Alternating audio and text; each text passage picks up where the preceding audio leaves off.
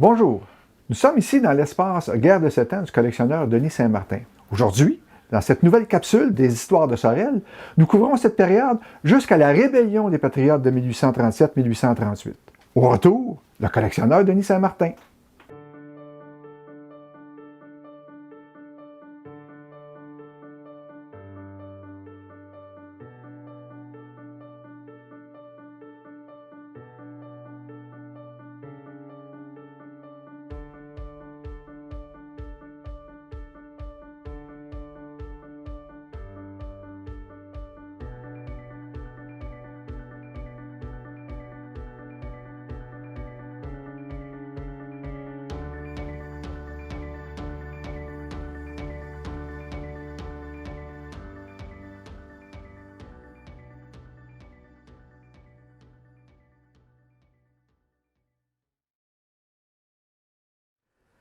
Denis Saint-Martin, vous qui êtes la fleur des collectionneurs au Québec, bonjour. Bonjour Jocelyn. Ça va bien? Oui, Ça va bien? Aujourd'hui, on parle d'un événement important. On commence avec la guerre de 7 ans. Donc, vous avez des pièces dans votre collection, ce sujet-là. Puis si je vous dis Claude-Pierre Picaudie, ça vous inspire quoi? Bien, Pierre, Monsieur de Contrecoeur, qu'est-ce qui est important de savoir, c'est en même temps un des fondateurs de Contrecoeur, qui est quand même tout près de notre région. On avait parlé lors d'une autre capsule, Pierre de Sorel, Monsieur de Contrecoeur. Monsieur de Contrecoeur avait été nommé commandant du fort Duquesne dans la région de Pittsburgh, qui à l'époque était le territoire de la Nouvelle-France. Puis Monsieur de Contrecoeur, étant commandant du fort, avait reçu un ordre du roi Louis XV d'aller repousser George Washington qui avait envahi le territoire de la Nouvelle-France. Puis il avait sommé un officier qui était Jumonville, qui est un monsieur qui, lui, était de Verchères. Et M. Jumonville, lors de la présentation de la sommation pour que M. Washington quitte le fort, il y a eu un combat, une escarmouche, puis Jumonville est décédé. D'où la controverse. La controverse. Est-ce que c'est un meurtre? Est-ce que c'est un acte de guerre? C'est pas un acte de guerre. Pourquoi qu'on dit que c'est un meurtre? Parce que la guerre officiellement n'était pas déclarée. On parle de la guerre de 7 ans? C'est ça, on parle de 56, là, tandis que là, on parle des années 54. OK, donc 1754-1756. S'il se produit un acte et que la guerre est déclarée, on ne parle pas de meurtre, mais ça devient une mission militaire. Lorsque la guerre n'est pas déclarée, c'est réellement un meurtre.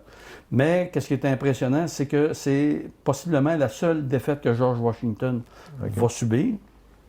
George Washington était quand même jeune officier, qui avait peut-être environ 26 ans. C'est une gravure d'époque. Là, on parle de George Washington, premier président des États-Unis. Premier président, oui. Puis M. Washington a été condamné. Il y a eu un procès, comme quoi qu'il avait été responsable, quoi qu'il comme démenti un petit peu aussi. Là, mais la controverse roule toujours. Mais c'est quand même monsieur... Dans l'histoire officielle, George Washington n'est pas le meurtrier. Non. Les Américains ont protégé le rimage. le rimage.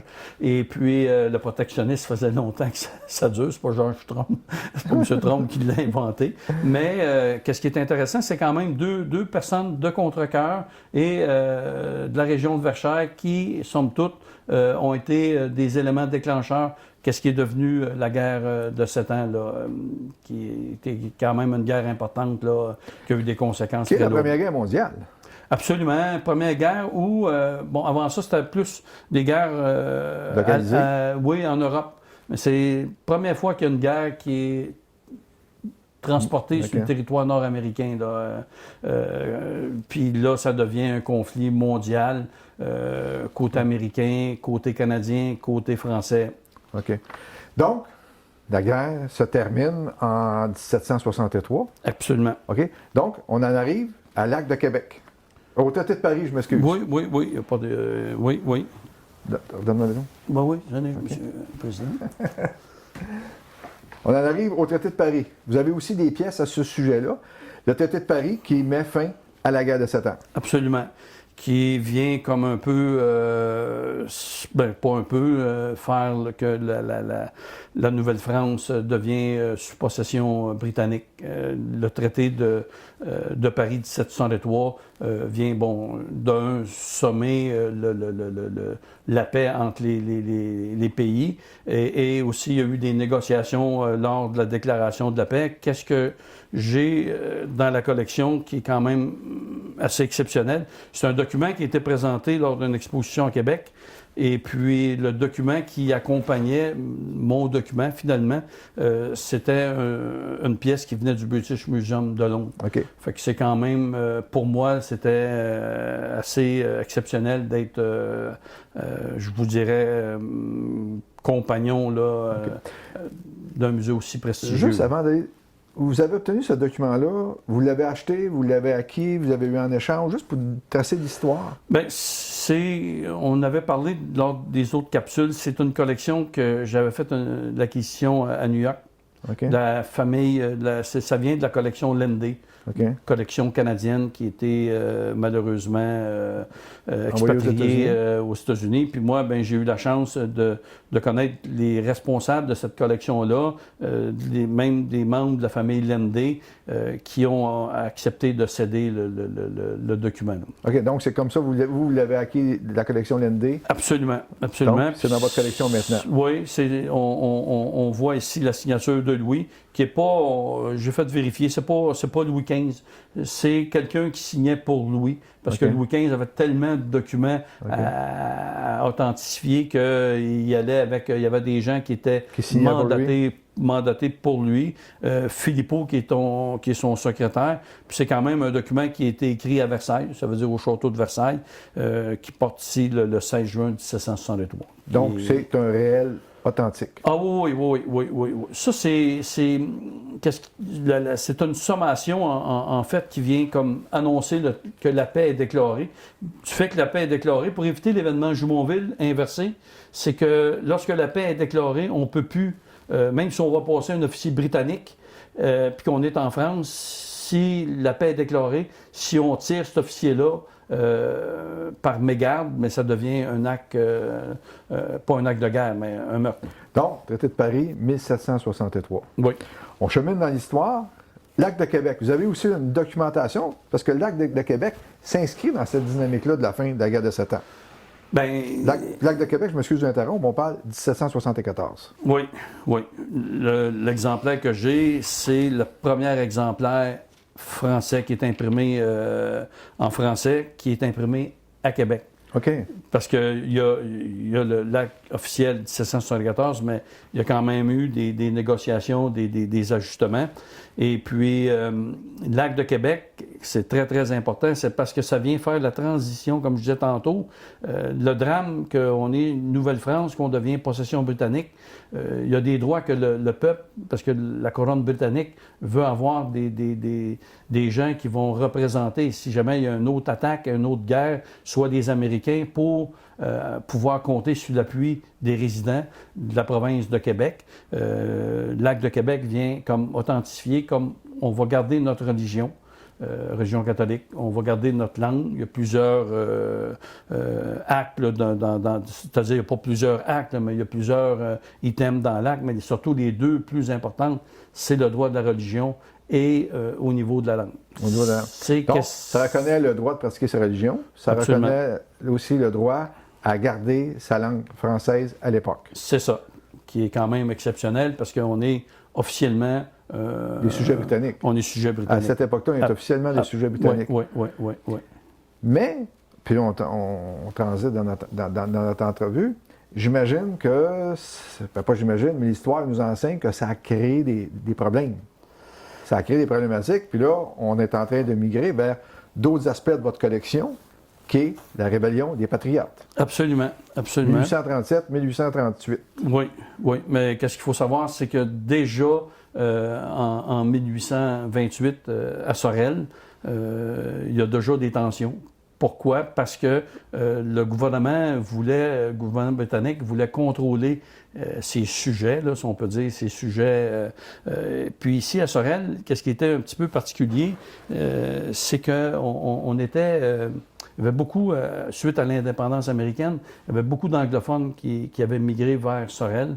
Donc, on peut voir les rues, rue Georges, tout ça. Et puis, en 1828, il y a une première élection qui est présentée à Sorel. C'est Wilfred Nelson qui est devenu célèbre et James Stewart qui est devenu procureur général. James Stewart était le candidat britannique, bien entendu, et Wilfred Nelson. Puis, on voulait faire élire M. Stewart dans la région de Sorel. Oui, absolument. Puis James Stewart n'était pas un résident. C'était réellement, pour le gouvernement britannique, là, c'était réellement, je dirais, un élément clé. Là. C'est un peu, je donne l'exemple, si on présente, mettons, exemple, M. Plamondon au Bloc, puis qu'on présenterait Justin Trudeau pour la circonscription de Sorel. Okay. Que ça donne une idée. Il avait pris un candidat vedette pour essayer de pouvoir avoir la même mise.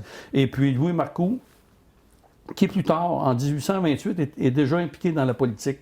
On voit l'importance, l'acte de Québec qui n'est pas respecté, 1828, on a une belle continuité. Puis finalement, Marcoux, en 1834, va être assassiné parce qu'il va aller d'une deuxième élection en 1934.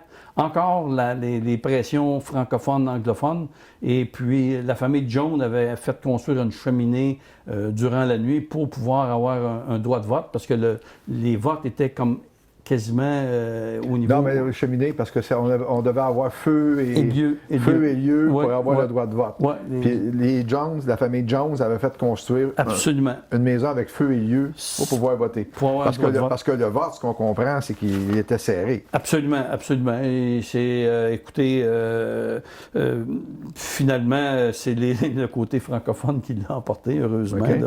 Peut-être une petite partie pour... mais c'est un événement, moi, somme toute, je trouve important parce que Marcoux devient le premier candidat, parce qu'on ne parle pas, là, on est avant les rébellions de 37-38. Okay. Le premier sujet, là, si on peut dire, victime des tensions, du non-respect de l'Acte de Québec, comme on a parlé tantôt, c'est Marcoux. Marcoux est le premier qui, malheureusement, il a laissé la vie là, pour ses convictions politiques. OK, donc il est tué par un monsieur qui s'appelle Isaac Jones. Absolument. Qui est un anglophone. Exactement. De façon violente. Oui. OK, oui. Donc dans le courant du processus électoral, la façon dont les mœurs électorales évoluaient à ce moment-là. Oui, oui. Mais à ce moment-là, qu'est-ce qui était un petit peu, je ne suis pas spécialiste là, des élections, loin de là, c'est que l'élection, il n'y avait pas, c'était pas comme aujourd'hui, c'était pas comme une journée, puis de telle heure à telle heure. Tant qu'il y a aussi longtemps que quelqu'un se présentait... Il pouvait voter. Puis ça pouvait être étiré 2 jours, 3 jours, 4 jours. Là. Ça, c'est un document original. Oui. Qui est le procès des témoins du procès de 1828. Oui, absolument. Tel que rapporté à l'époque. Oui. Donc, c'est une cause célèbre. Oui, parce que, tu sais, Marcoux, ils ont même érigé un monument à Marcoux. Ils n'ont pas eu... Saint-Denis-sur-Richelieu, je crois. Oui, l'évêque ne voulait pas que ça soit à Sorel. Il avait peur qu'il y ait des tensions politiques. Le côté francophone voulait avoir... il avait peur de faire un martyr politique avec ça. Fait que c'est pour ça qu'ils ont érigé le monument à Saint-Denis. Donc, premier procès. Deuxième procès, le procès Jalbert. Vous avez des documents aussi à ce niveau-là? Oui. Jalbert, c'est un petit peu... là, on est réellement dans les troubles de 37-38. Novembre 37, la cavalerie quitte Sorel pour aller attaquer Saint-Denis. Pourquoi attaquer Saint-Denis? Parce que Wilfred Nelson s'y trouvait et Louis-Joseph Papineau, ces deux personnages très importants. Et puis, il y avait des mandats d'arrestation. Fait que les gens de Saint-Denis ne voulaient absolument pas que l'armée britannique puisse faire une arrestation.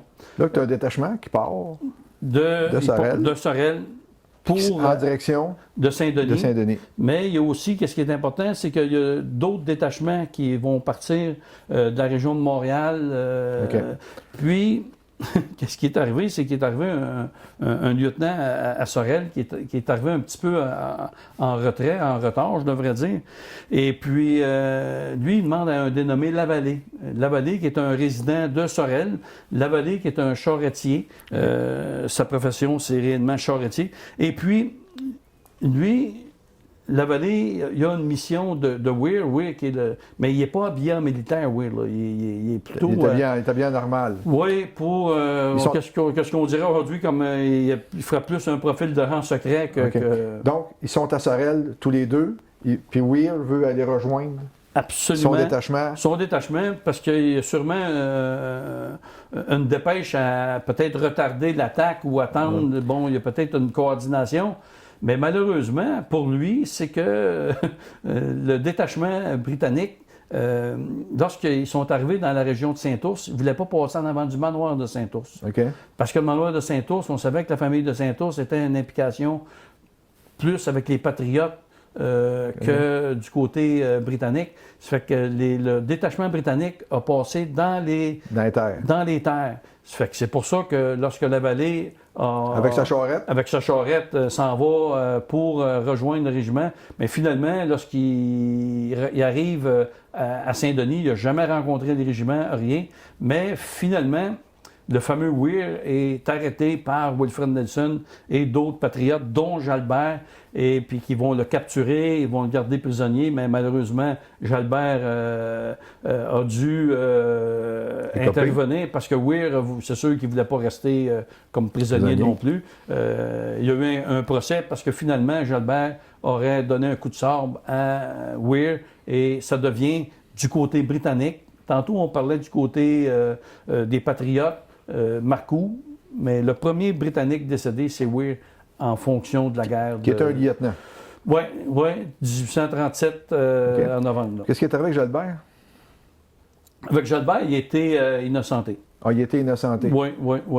Okay. Ben là, tous les témoins, les témoignages, puis bon, est-ce que Weir, tu sais, il n'y a pas de mission, est-ce que quelqu'un qui se fait arrêter, lui, il est réellement un militaire. Qu'est-ce que je veux dire, c'est que si un civil se fait arrêter, se fait brimer les droits, c'est autre chose, tandis qu'un militaire, ben, ça fait partie des possibilités que ça peut. Puis Lavallée, lui, c'est un simple citoyen qui s'est retrouvé dans le feu de l'action. Oui, mais tu sais, ça vient quand même dénoter, parce que là, on est quand même, tantôt, on est en 1828, il y a eu l'événement Marcoux. Fait qu'on voit que Sorel, souvent les gens pensent que les événements de 37-38, c'est relié à Saint-Denis. Oui, c'est sûr que les combats les plus importants sont passés à Saint-Denis, mais nous, à Sorel, on a quand même eu des soubresauts de cette époque-là. De ces événements-là. Oui, absolument. On s'en va vers la fin de cette entrevue, mais vous avez aussi des documents intéressants concernant les sentences des patriotes. Vous avez des originaux. Oui. Ça, c'est, je vous dirais, peut-être un petit coup de cœur. C'est la liste des patriotes qui ont été condamnés. Qu'est-ce qu'il faut savoir à l'époque, c'est que le gouvernement avait été dissous. Il avait fait un conseil spécial qui était d'environ 5 ou 6 membres. Et puis, Charles Hautgun, qui était procureur général, sentence les patriotes. Chevalier de Lormier, pendu par le cou jusqu'à mort sans suivre. Les biens sont pour sa veuve, tout est vendu. Et puis ici, on a les sentences. Et puis on a la lettre ici, originale de 1839, qui est signée du procureur général Charles Hautgun, qui autorise la transcription des sentences. Fait que l'exemplaire que j'ai sous la main, c'est il y a peut-être 5 ou 6 exemplaires. Je ne sais pas comment est-ce qu'il en existe aujourd'hui. Il y en a sûrement qui sont disparus, malheureusement, mais on a ici la liste là, des patriotes. Ça, c'est les originaux dans votre collection. Oui. C'est parmi je vous dirais les pièces, là, selon moi, là, les plus... avec le traité de Paris, sentence des patriotes, on a réellement qu'est-ce qui est devenu aujourd'hui le Canada. Ça fait partie de notre histoire. On arrive à la fin de cette entrevue. Est-ce que les patriotes, est-ce que c'est toujours vivant? L'idée des patriotes, est-ce que c'est toujours vivant? Est-ce que ça fait partie de la culture, à votre avis? Ben moi, souvent, les gens vont voir les patriotes comme des rebelles. Mais dans le fond, ce sont tout simplement, puis qu'est-ce qui est intéressant pour les patriotes, c'était des médecins, des notaires. C'est pas nécessairement des gens qui avaient pas trop d'instruction. C'était quand même la crème, l'élite du peuple. Et puis, ces gens-là ont pas fait, c'est pas une rébellion. Ces gens-là se sont battus pour leurs droits. Et est-ce qu'aujourd'hui, le mouvement est encore là? Ça va toujours rester. Si on regarde aujourd'hui les Autochtones, on veut leur enlever leur communauté, on veut toucher à leurs droits d'instruction, ces choses-là. Je pense que c'est une continuité. Puis je pense que l'événement de 1837-38 devrait être un événement que le peuple québécois, jamais ça devrait être passé dans l'oubli. Puis aujourd'hui, même nous, Jocelyn, moi, on est encore, on est un peu des petits patriotes. Parce que la journée qu'ils vont vous enlever vos droits, qui vont voir s'attaquer à votre langue, qui vont voir vous enlever votre droit de parole ou votre droit d'écrire qui est si important. Qui est votre épée finalement, comme Jalbert. Je vais essayer de ne pas avoir un coup de sable, là, mais... Non, mais oui, le mouvement patriotique, tel qu'il y en a qui veulent, parce que quand on voit des manifestations, qu'on voit un drapeau des Patriotes, ça n'a aucun rapport avec ce que c'était les Patriotes. Il y a eu plus de personnes pendues, des gens pendus dans le Haut-Canada que dans le Bas-Canada. Même à Toronto, qui est anglophone, il y a eu beaucoup plus de gens pendus dans le Haut-Canada que dans le Bas-Canada. Rappelons qu'il y a eu aussi une rébellion dans le Haut-Canada. Oui, absolument. Denis Saint-Martin, je vous remercie infiniment de cette capsule fort intéressante sur des objets de votre collection. Ça me fait plaisir. Merci. Merci, Jocelyn. Au revoir.